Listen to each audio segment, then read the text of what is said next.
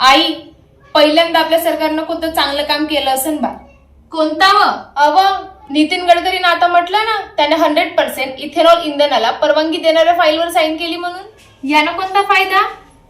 बापा, आपण आता कितीतरी कच्चं तेल परदेशातून इम्पोर्ट करतो, लाखो कोटी रुपये खर्च करतो. तर सरकारचं असं म्हणणं झालं का पेट्रोलऐवजी जर इथेनॉल युज केला तर तेल कमी इम्पोर्ट करायला लागन आणि पेट्रोलचे भाव बी तर कमी होईल ना, आणि त्यात शेतकऱ्याला बी फायदा आहे.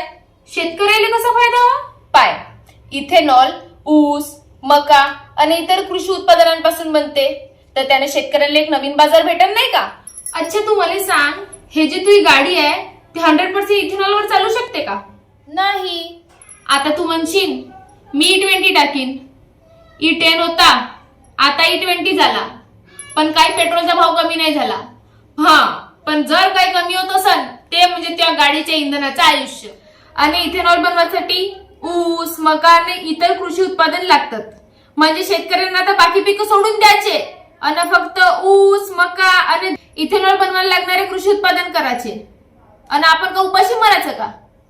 मक्यापासून 1 लिटर इथेनॉल बनवायला जवळपास 4000+ लिटर पाणी लागते.